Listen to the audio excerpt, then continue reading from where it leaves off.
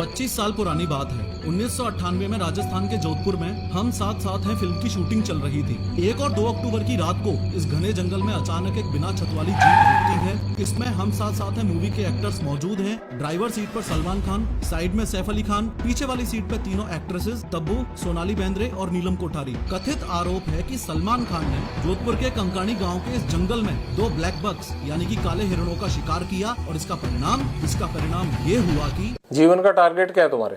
लक्ष्य तो सर सलमान खान मारना जी, और कोई लक्ष्य नहीं है। आज 3D एनिमेशन की मदद से समझो कि जो सलमान खान 5 साल पहले ब्लैक बक पोचिंग केस की सफाई कुछ ऐसे देते थे। अब मैं चाहता हूं कि आज जनता के सामने एक बार ये बताएं कि आखिर किस्सा क्या था, हुआ। इस केस को लड़ेंगे मेरिट पर, कोर्ट में, और जीतेंगे कोर्ट में, क्योंकि सर केस ही नहीं है। आज उनके शुभ चिंतकों की ये हालत कैसे हुई? मेरे सलमान भाई की तरफ से मैं माफी मांगती हूँ। मैं माफ कर दो भैया।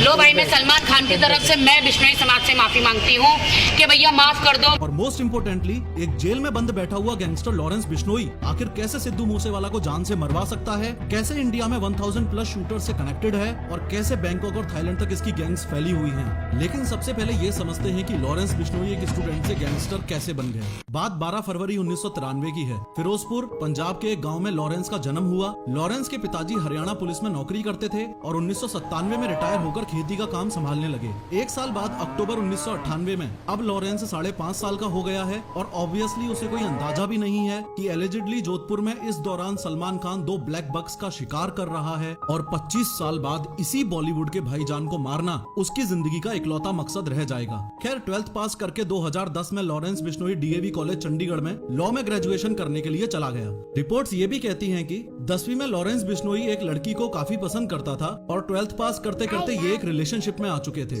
डीएवी कॉलेज चंडीगढ़ में लॉरेंस बिश्नोई ने अकेले नहीं बल्कि अपनी गर्लफ्रेंड के साथ ही एडमिशन लिया था आगे की पढ़ाई के लिए। कॉलेज में काफी पॉपुलर होने की वजह से लॉरेंस ने स्टूडेंट सिलेक्शन में खड़ा होने का डिसीजन लिया और अपनी party student organisation of Punjab University यानी सोपू बनाई। इलेक्शन के दौरान लॉरेंस की मुलाकात हुई गोल्डी ब्रार से। ये वही गोल्डी ब्रार है जिसने सिद्धू मूसेवाला को मारने की जिम्मेदारी ली थी और पुलिस के अनुसार फिलहाल कनाडा में बैठे बैठे ही इंडिया में अपनी गैंग्स रन करता है। खैर, काफी मेहनत के बाद भी लॉरेंस बिश्नोई ये इलेक्शंस हार गया और चूंकि अपोजिशन पार्टीज के बंदों के साथ उसकी दुश्मनी चलती ही रहती थी, इसलिए उसने एक गन खरीद ली। लॉरेंस बिश्नोई की दुश्मनी कॉलेज में बढ़ती गई और जनवरी 2011 में धीरे धीरे इस दुश्मनी ने शूट आउट और गैंगवार का रूप ले लिया। इस शूट आउट की वजह से उस पर FIR हुई, लेकिन इस बात पे ध्यान दो कि रिपोर्ट्स ये भी हैं कि लॉरेंस बिश्नोई ने एक पक्के अपराधी का रूप तब लिया जब इसकी गर्लफ्रेंड को अपोजिशन पार्टी वालों ने जिंदा जला दिया। बस अब क्या था, लॉरेंस बिश्नोई की एंट्री दहशत की दुनिया में हो चुकी थी। बदला लेने के लिए उसने अपने कनेक्शंस बढ़ाने शुरू कर दिए। जाने माने क्रिमिनल्स जैसे जग्गू भगवानपुरिया और रॉकी फैजलका के साथ उसने हाथ मिला लिया। वो कांड करता, पकड़ा जाता, जेल जाता और कनेक्शंस की मदद से छूट जाता। ये होता रहा, लेकिन एक दिन राजस्थान पुलिस के साथ शूट आउट में उसे धर दबोचा गया और जयपुर में स्थित जवाहर सर्कल पुलिस थाने में बंद कर दिया गया। तब से लेके आज तक लॉरेंस बिश्नोई का अलग अलग जेलों में ट्रांसफर किया जाता रहा है, लेकिन है वो पुलिस की गिरफ्त में ही। अब इससे पहले आगे बढ़ के हम ये समझें कि लॉरेंस बिश्नोई जेल में बैठे बैठे सलमान खान को मारने की प्लानिंग कैसे कर रहा है। ज्यादा जरूरी ये समझना है कि सलमान खान की जान लेने के लिए वो इतना कमिटेड क्यों है। देखो, लॉरेंस बिश्नोई, इसके सरनेम पे फोकस करो। बिश्नोई, 20 9।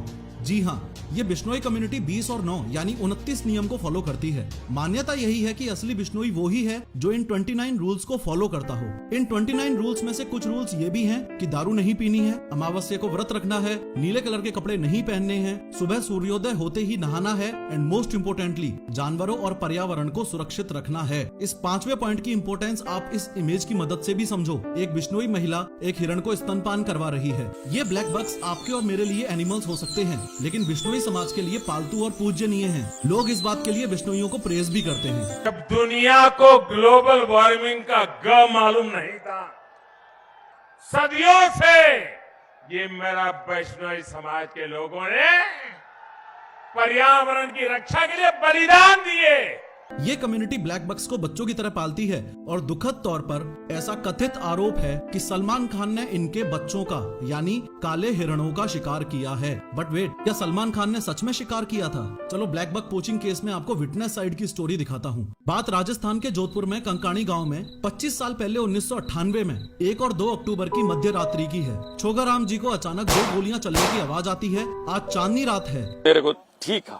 आपने सबको कोर्ट में पहचाना, लाइट में देखा था आपने? हाँ, लाइट में देखा। तो ये लाइट आज चांदनी रात थी। चांदनी रात थी। चांदनी रात थी। गोलियों की आवाज सुनकर छोगाराम जी बाकी लोगों को लेके लाठी डंडों के साथ मौकाए वारदात की जगह पर दौड़ के पहुंचे। वहां पहुंचते ही उन्हें जिप्सी दिखाई दी जिसमें 7 लोग बैठे हुए थे। मौके पे पहुंचते ही जैसे ही गांव वालों को वहां मरे हुए हिरण दिखाई दिए तो उन्हें इस बात का अंदाजा हो चुका था कि इन जिप्सी वालों ने इनका शिकार किया है। गुस्से में आके गाँव वालों ने लाठी डंडे बरसाने शुरू किए तो जिप्सी में बैठी लेडीज चिल्लाने लगी और ड्राइवर ने चिल्ला के उनको चुप करवाया। कुछ एलिजेड रिपोर्ट्स इतनी प्रिसाइज भी हैं कि तब्बू चिल्ला रही थी और सलमान खान उनको चुप रहने के लिए बोल रहे थे। इतनी पूरी हलचल में गांव वालों ने जिप्सी का नंबर नोट कर लिया और ये बहुत बड़ी दिक्कत बनी सलमान खान के लिए। अब जिप्सी का नंबर पुलिस थाने में दिया गया तो पता चला कि जिप्सी किसी यादव साहब के नाम पे है।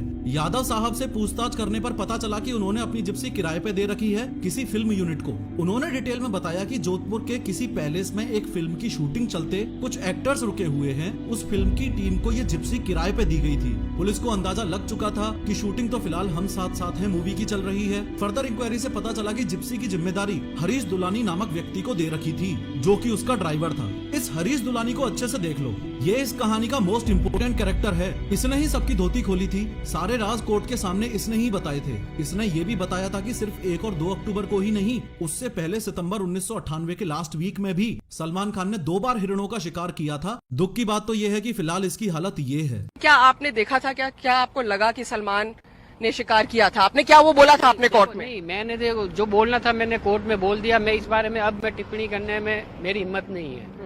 क्यों नहीं है? बस अब नहीं है, डर लगता है भाई। वो इसलिए क्योंकि इसके परिवार वालों को लगातार धमकियां तक मिली हैं। इसी समय आपको ये भी बताना चाहूंगा कि जीप में जो 7 लोग मौजूद थे उसमें जो पीछे 2 मेल्स बैठे थे उनमें से एक था ये हरीश दुलानी और दूसरा था दुष्यंत सिंह जो एज अ गाइड काम करता था उस होटल में जिस होटल में ये लोग रुके हुए थे। उसके बाद कई बार सलमान खान हियरिंग्स के लिए कोर्ट जाते रहे, जेल भी गए लेकिन बेल मिलती रही। लेकिन फाइनली 5 अप्रैल 2018 को सलमान खान को 5 साल की सजा सुना दी गई और 10,000 रुपए का जुर्माना लगा दिया गया। परंतु बिश्नोई कम्युनिटी जिस बात से आज तक नाराज है वो ये कि सलमान खान के जेल जाने के एग्जैक्ट 2 दिन बाद यानी 7 अप्रैल 2018 को सलमान खान को बेल मिल गई और केसेस यूं ही कोर्ट में घूमते रहे। ऐसे में गैंगस्टर लॉरेंस बिश्नोई कानून हाथ में लेने की ठान लेता है और पुलिस की जीप में बैठ के पुलिस वालों के सामने बोलता है, आपकी तो जब हम करेंगे तो पता लग ही जाएगा। सलमान खान का करेंगे, मारेंगे, यही जोधपुर में मारेंगे तो पता लग जाएगा इनको। अभी तो मैंने कुछ किया ही नहीं, बिना मतलब कोई इन्वॉल्व कर रहे हैं। खैर फिलहाल लॉरेंस बिश्नोई तो जेल में बंद है लेकिन अपने राइट हैंड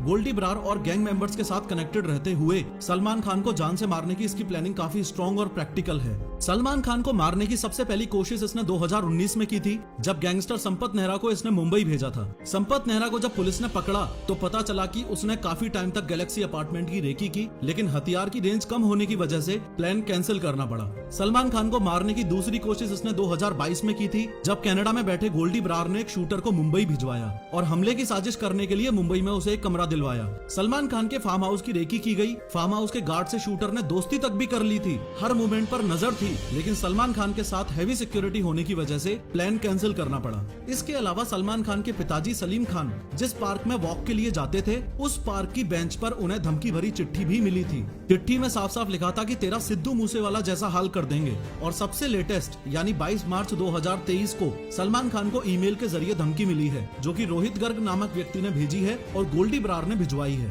अगेन वही सेम बात लिखी है कि या तो माफी मांग ले या जान जाएगी। ये माफी मांगने वाला मसला ये है कि लॉरेंस बिश्नोई कहता है कि मैं सलमान खान की जान नहीं लूंगा, माफ कर दूंगा और यहाँ तक कि उसके पैर भी पकड़ लूंगा अगर सिर्फ और सिर्फ हम बिश्नोइयों के मुक्तिधाम मुकाम मंदिर में जाके वो माफी मांग ले तो कैसे आप माफी चाहते हैं? सर हमारे बिश्नोइयों का मंदिर है मुकाम, मुक्तिधाम मुकाम एक मंदिर है हमारे बिश्नोइयों का।